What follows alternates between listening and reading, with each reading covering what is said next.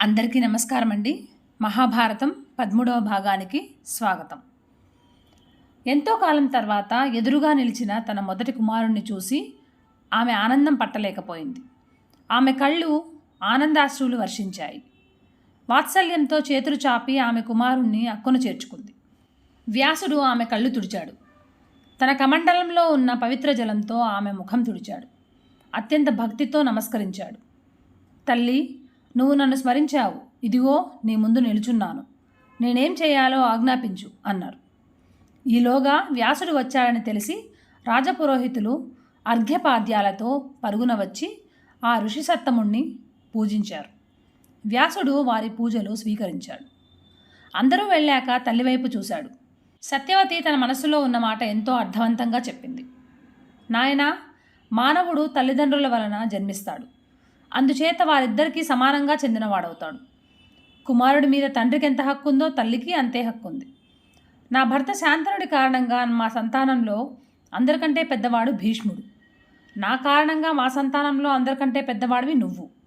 రెండు వైపుల నుంచి అందరికంటే చిన్నవాడు విచిత్రవీర్యుడు. అందువలన విచిత్రవీర్యుడికి భీష్ముడు ఎలా అన్నగారు అవుతారో అలాగే నువ్వు అన్నగారివి అవుతావు.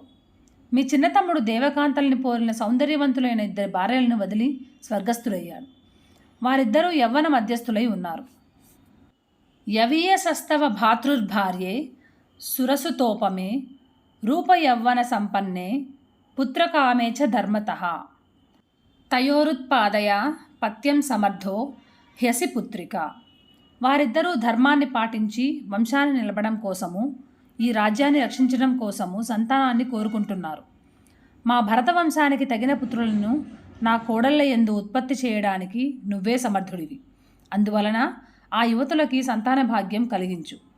వ్యాసుడు అంగీకరించాడు. తల్లి, నువ్వు ధర్మాన్ని పాటించి నన్ను నియోగించావు. నువ్వు కోరినట్లే నేను నీ కోడళ్ళకి సంతానం ప్రసాదిస్తాను. ఈ విధంగా ఉత్తములైన పురుషులను నియోగించి వంశాలను నిలుపుకునే సంప్రదాయం ఉందని, దానిని శాస్త్రాలు సమర్థిస్తాయని నాకు తెలుసు. నా సోదరుడు విచిత్రవీర్యుడికి మిత్రావరుణుల వంటి కుమారులను అతని భార్యలందు కలుగజేస్తాను. అయితే ఈ విధానం అసిరాధార వ్రతం వంటిది. వ్రతం చరేతాం తే దేవ్యౌ నిర్దిష్టమిహ యన్మయా సంవత్సరం యథాన్యాయం తతః శుద్ధే భవిష్యతః నహి మామవ్రతోపేత ఉపేయాత్ కాచిదంగన. నేను కొన్ని కఠిన నియమాలు చెప్తాను. ఆ స్త్రీలిద్దరూ ఒక సంవత్సరం ఈ నియమాలని అత్యంత శ్రద్ధతో ఒక వ్రతంలా పాటించాలి. ఆ నియమాల్ని పాటిస్తే మనస్సుని శారీరక విషయాల నుంచి మరల్చి ప్రవర్తించగల స్థాయికి చేరుకుంటారు. ఆ నియమాలు పాటించకుండా ఈ పద్ధతిలో సంతానం పొందడానికి ఏ స్త్రీ అయినా నా సమీపానికి రాలేదు. ఈ విధంగా సంతానాన్ని పొందడాన్ని నియోగ విధానం అంటారు. ఈ ఆపద్ధర్మ విధానం గురించి శాస్త్రం ఇలా చెబుతుంది. విధవాయాం నియుక్తస్తు ఘృతాక్తో వ్యాగ్యతో నిశి ఏకముత్పాదయేత్ పుత్రం న ద్వితీయం కదంచన. సంతానం కలగకుండానే భర్తని కోల్పోయిన స్త్రీని ఆమె భర్త వైపు పెద్దలు సంతానం పొందడానికి అనుమతించాలి. ఆ పెద్దల అభ్యర్థన మేరకు యోగ్యుడైన పురుషుడు ఆమెకు సంతానం కలిగించవచ్చు. అలా చేసేందుకు సిద్ధమైన పురుషుడికి ఎన్నో నియమాలు పెట్టారు. అతడు శరీరమంతా నెయ్యి పూసుకోవాలి. అంటే అతడి స్పర్శ జుగుప్సాకరంగా ఉండాలి. అయినా ఆమె సంతానం కోసమే చేస్తుంది కనుక దాన్ని సహిస్తుంది. ఆ పురుషుడు ఆమెతో ఎట్టి పరిస్థితుల్లోనూ సంభాషించకూడదు. ఈ పద్ధతి ద్వారా ఒక స్త్రీకి ఒక కుమారుని మాత్రమే పొందేందుకు అనుమతి ఇచ్చారు. రెండవ కుమారుడు కోసం ప్రయత్నం నిషేధించారు. విధవాయాం నియోగార్థే నిర్దత్వే తు యథావిధి గురువచ్చ శృష్ణావచ్చ వర్తేయాతాం పరస్పరం. అలా మనస్సుని పూర్తిగా అదుపులో ఉంచుకొని ఒకడి వలన సంతానం పొందాక ఆ స్త్రీ అతన్ని తండ్రిగా భావించాలి. అతడు ఆమెని కోడలుగానో కూతురుగానో భావించాలి. ఇంతలా మనస్సుని నియంత్రించుకోగలిగిన స్త్రీకి మాత్రమే నియోగ విధానంలో సంతానం పొందే అవకాశం కల్పించారు. అదేవిధంగా మనస్సుని నియంత్రించుకోగలిగిన పురుషుడికి మాత్రమే సంతానం ప్రసాదించే అర్హత కల్పించారు. ఒక సంవత్సర కాలం వేచి ఉండడం సత్యవతికి నచ్చలేదు. నాయన, ప్రస్తుతం ఈ రాజ్యానికి రాజు లేడు. రాజులేని దేశంలో ప్రజలు అనాథలవుతారు. సామాజిక కట్టుబాట్లని పాటించరు. రాజ్యపాలన కుంటుపడుతుంది. రాజ్యం పతనమవుతుంది. అందువలన ఏమాత్రం ఆలస్యం చేయకుండా నా కోడలకి సంతానం ప్రసాదించు అంది.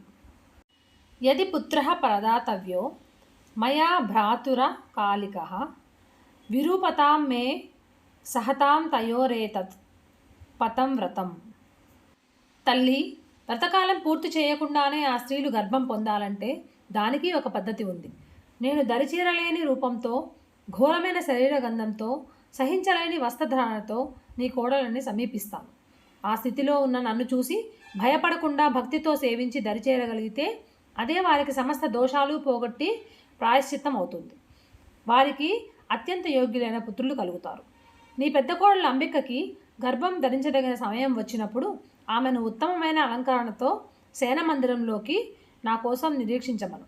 అప్పుడు నన్ను స్మరించు అని అంతర్ధానం అయిపోయాడు. సత్యవతి అంబికని ఏకాంతంలో కలిసి వంశం నిలపడానికి తాము ఆలోచించి నిర్ణయించిన ఆపద్ధర్మం వివరించింది. పుత్రి, నా దురదృష్టం వలన భరతవంశం నీ భర్తతో అంతరించిపోయే దుస్థితికి చేరింది. భీష్ముడు నా ఆవేదన అర్థం చేసుకున్నాడు. ఆ పైన అతడికి కురువంశం పట్ల నిష్ఠ ఉంది. ఈ వంశం అవిచ్ఛిన్నంగా సాగాలనే పట్టుదల ఉంది. భీష్మో బుద్ధిమదాన్యహం కులస్యస్య వివృద్ధయే సా చ బుద్ధిస్తస్య దీనా పుత్రి ప్రాపయమాం తథా నష్టం చ భారతం వంశ పునరేవ సముద్ధర పుత్రం జనయ శుశ్రోణి దేవరాజ సమప్రభం. వీటన్నిటినీ పర్యవసానంగా మన వంశం నిలబడేందుకు అతడు ఒక ఉపాయం ఆలోచించాడు. అది నాకు సమ్మతమైంది. అతడు తలపెట్టినది కేవలం ఆపద్ధర్మమైన విధానం. ఈ విధానం అమలు చేయాలంటే నువ్వు పూర్తిగా సహకరించాలి. నీ సహకారం మీదనే మన వంశం అంతం కాకుండా కొనసాగడం ఆధారపడి ఉంటుంది. భీష్ముడి ఆలోచనకి నువ్వు సహకరిస్తే నీకు దేవేంద్రుడి వంటి కుమారుడు కలుగుతాడు. ఇలా చెప్పి అనేక విధాలుగా అనునయించి నియోగ విధానంలో సంతానోత్పత్తికి అంబికని ఒప్పించింది. అంబిక ఋతుమతి అయ్యాక సంతానోత్పత్తికి తగిన సమయంలో సత్యవతి ఆమెకి అభ్యంగన స్నానం చేయించింది. చక్కగా అలంకరించి శయన మందిరానికి తీసుకువెళ్ళింది. ఆమె తల్పం పైన కూర్చోపెట్టి కర్తవ్యం ఉపదేశించింది. నీ భర్తకి పెద్ద అన్నగారు ఈ రాత్రి నీ మందిరానికి వస్తారు. అతని అనుగ్రహం వలన నువ్వు గర్భం దాలుస్తావు. అతడు సరిగ్గా అర్ధరాత్రి అయ్యాక వస్తాడు. నువ్వు అతన్ని సేవించి ప్రసన్నుణ్ణి చేసుకోవాలి. అందువలన నిద్రలోకి లోను కాకుండా అప్రమత్తంగా ఉండు. ఈ మాటలు చెప్పి సత్యవతి వెళ్ళిపోయింది. వ్యాసుడు సత్యవతికి పెద్ద కొడుకు అని, అందువలన తన భర్తకే పెద్దన్నగారని అంబికకు తెలిసే అవకాశం లేదు. ఆమెకి తెలిసినంతలో తన భర్తకి పెద్ద అన్న అయ్యేవాడు భీష్ముడు ఒక్కడే. అంతవరకు సత్యవతి అంబికకు చెప్పిన మాటలలో వ్యాసుడి ప్రసక్తి ఎక్కడా రాలేదు. ఆపద్ధర్మం ప్రసక్తి అంతా అంబికకి సంబంధించినంత వరకు భీష్ముడే కర్త అనే భావం కలిగించేలానే ఉంది. అంతేకాదు, కురువంశం నిలబెట్టేందుకు ఆమె మందిరానికి వచ్చే మహాత్ముడు భయంకరమైన రూపంతోనూ భరించలేని శరీర గంధంతోనూ వస్తాడని, అది సహించి ఆయనకు భక్తితో సేవించాలని సత్యవతి కోడలికి చెప్పాలి. కానీ ఆమె ఆ మాట కూడా చెప్పలేదు. స్వశ్రా స్వద్వచనం శ్రుత్వా శయనాశయనే శుభే సా చింతయత్ తదా భీష్మమాన్యాంశ్చ కురు పుంగవాన్. అంబిక ఆ శుభప్రదమైన హంసతురికా తల్పం మీద పడుకొని రాబోయే పురుషుడెవరా అని ఆలోచించింది. భీష్ముడు కానీ వేరెవరైనా కురుపుంగవుడు కానీ వస్తాడనుకుంది. మానసికంగా వారి కోసం సంసిద్ధమై ఉంది. ఆ శయన మందిరంలో అనేక రత్నదీపాలు వెలుగుతున్నాయి. ఆ దీపాల కాంతిలో శయన మందిరం అంతా దేదీప్యమానంగా ఉంది. అర్ధరాత్రి మందిరం తలుపు తెరుచుకొని వ్యాసుడు లోనికి ప్రవేశించాడు. తస్య కృష్ణస్య కపిలాం జటాం దీప్తే చ లోచనే భ్రభ్రూణి చైవ శ్మశ్రూణి దృశ్యా దేవీన్యమీలయత్. దీపాల వెలుగులో నల్లని ముఖంతోనూ, పెద్ద పెద్ద జటలు కట్టి తల చుట్టూ వేలాడుతున్న రాగిరంగు జుట్టుతోనూ, తీక్షణమైన కళ్ళతోనూ, బవిరి గడ్డంతోనూ తనని సమీపిస్తున్న ఋషిని చూసింది అంబిక. నిత్య వ్యాయామంతో కండలు తిరిగిన యోధుడు, రాజకుటుంబానికి తగిన వేషభాషలతో ఉన్నవాడు, విలాసవంతమైన జీవితాన్ని అనుభవించడంలో నేర్పరి వస్తాడని ఏవేవో ఊహించుకుంటూ ఉన్న అంబిక భయంకరమైన రూపంతో, ఘోరమైన వాసనతోనూ తనని సమీపిస్తున్న ఋషిని చూసి భయంతో కళ్ళు మూసుకుంది. సంబభూవతయా సార్ధం మాతుః ప్రియ చికీర్షయా భూయాత్ కాశీసుత తం తు నాశక్నోదభివీక్షితం. వ్యాసుడు తల్లికిచ్చిన మాట పాటించి ఆ మందిరం నుంచి బయటకు వచ్చాడు. ఆయన మందిరం నుంచి వెళ్లే వరకు అంబిక ఒక్కసారి కూడా కళ్ళు తెరవలేకపోయింది. బయటకు వచ్చిన ఋషిని తల్లి, నాయనా, అంబిక యోగ్యుడైన కుమారుడికి జన్మనిస్తుందా అని అడిగింది. తల్లి, ఈ నియోగ విధానంలో నియమాలు నీకు ఇదివరకే చెప్పాను. అంబిక సంవత్సర వ్రతం పాటించలేదు, అయినా నీ ఆజ్ఞ పాటించి వచ్చాను. నేను ఎలా వస్తానో స్పష్టంగా చెప్పాను. కేవలం సంతానమే కోరితే ఆమె నన్నెంతో భక్తి శ్రద్ధలతో స్వీకరించాలని చెప్పాను. కానీ ఆమెలో భక్తి లేదు. నన్ను చూసి భయంతో కళ్ళు మూసుకుంది. ఈ నియోగ విధానంలో తేడాలు వస్తే పరిణామాలు తీవ్రంగా ఉంటాయి. అంబిక చేసిన దోషం వలన ఆమెకు పుట్టే కుమారుడు పుట్టు గుడ్డివాడవుతాడు. అయినా అతడికి 1000 ఏనుగుల బలం ఉంటుంది. అపారమైన శక్తి, తెలివి ఉంటాయి. కురువంశం వృద్ధి కావడానికి అతడికి 100 మంది పుత్రులు కలుగుతారు అన్నాడు వ్యాసుడు. సత్యవతికి నిరాశ కలిగింది. తండ్రి, పుట్టు గుడ్డి అయిన కుమారుడికి రాజయ్యే అర్హత ఉండదు. అందువలన ఈ కురు సామ్రాజ్యానికి ఉత్తరాధికారి కాదలిగిన మరొక కుమారుణ్ణి నా 2వ కోడలి యందు నువ్వే ఇవ్వాలి అంది. వ్యాసుడు తదాస్తు అని అంతర్ధానం అయిపోయాడు. అంబిక 9 మాసాలు మోసి గుడ్డివాడికి జన్మనిచ్చింది.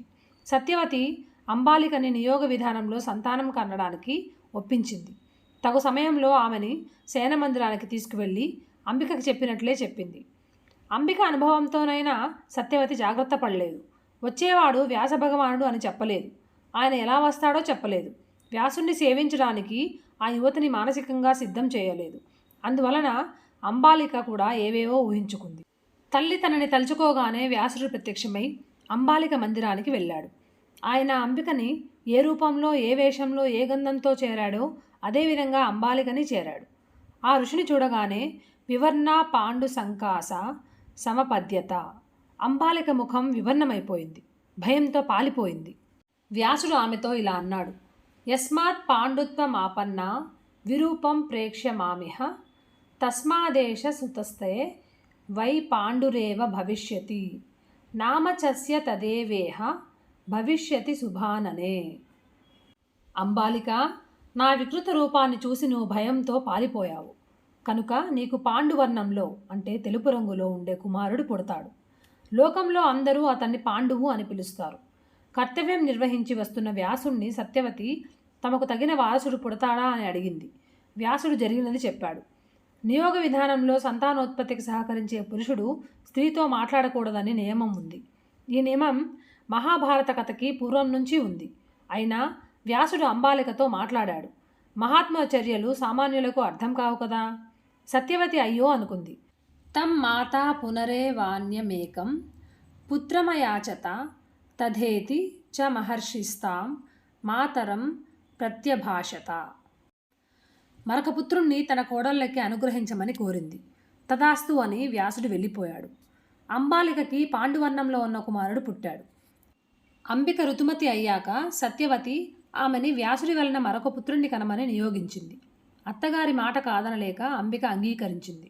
కానీ వ్యాసుడి రూపం, గంధం తలుచుకొని ఆమె ఆ ఋషి సమీపానికి వెళ్ళకూడదని నిర్ణయించుకుంది. అనుకున్న రాత్రి తన దాసీలలో అప్సరసలా ఉన్న సౌందర్యవతిని ఎంచుకుంది. ఆమెని అమూల్యమైన వస్త్రాలతోనూ తన ఆభరణాలతోనూ అలంకరించి తన సేన మందిరానికి పంపింది. వ్యాసుణ్ణి చూడగానే ఆ దాసి భక్తితో నమస్కరించింది. అనేక పరిచర్యలు చేసింది. ఆ ఋషి ఆజ్ఞాపించగానే ఆయన వద్దకు వెళ్ళింది. ఆమె ప్రవర్తనకి ఋషి సంతోషించాడు. మందిరం వదిలి వెళ్లే ముందు వ్యాసుడు ఆమెతో, నీకొక కుమారుడు పుడతాడు. అతడు అత్యంత వివేకవంతుడు, ధర్మాత్ముడు, అదృష్టవంతుడు అవుతాడు. అంతేకాదు, ఈ క్షణంలోనే నీకు దాస్య విముక్తి కలిగింది. నువ్విక రాజవంశీయులకి దాసీవి కాదు అన్నాడు. మందిరం బయట ఉన్న తల్లితో అంబిక చేసిన మోసం, దాసి భాగ్యం చెప్పి అంతర్ధానమైపోయాడు. భర్తని కోల్పోయిన స్త్రీకి నియోగ విధానంలో ఒక పుత్రుణ్ణి పొందటం అనుమతించారు. ఎట్టి పరిస్థితుల్లోనూ 2వ పుత్రుడికి జన్మనివ్వమని ఆమెని ప్రోత్సహించకూడదు. ఆమె కోరినా అనుమతించకూడదు. అయినా సత్యవతి ఆ నిషిద్ధమైన పనే చేసింది. అంతకంటే ఆశ్చర్యకరమైన విషయం, వ్యాసుడు అందుకు అంగీకరించాడు. ఒక స్త్రీకి ఒక పుత్రుణ్ణి అనుగ్రహించిన పురుషుడు ఆ తర్వాత ఆమెని తన కూతురిలానో కోడలిలానో చూడవలసి ఉంది. కానీ వ్యాసుల వారు ఆమెకి మరొకసారి సంతానం అనుగ్రహించడానికి అంగీకరించి ఆమె మందిరానికి వెళ్ళారు. ఆ త్రికాలవేది ముందే గమనించినా పట్టించుకోలేదంటే అది విదురోత్పత్తి అనే భవితవ్యం బలవత్తరం కాబట్టే అనుకోవాలి. అంబికకి పుట్టినవాడు ధృతరాష్ట్రుడు, అంబాలికకి పుట్టినవాడు పాండువు, దాసికి పుట్టినవాడు విదురుడు. వీరిలో ధృతరాష్ట్రుడు, పాండువు పుట్టడంలో విశేషం లేదు. ధర్మో విదుర రూపేణ శాపాత్ తస్య మహాత్మనః మాండవ్య స్వార్థ తత్వజ్ఞ కామక్రోధి వివర్జిత. మాండవ్యుడనే ముని శాపం వలన ధర్మదేవత విదురుడై పుట్టాడు.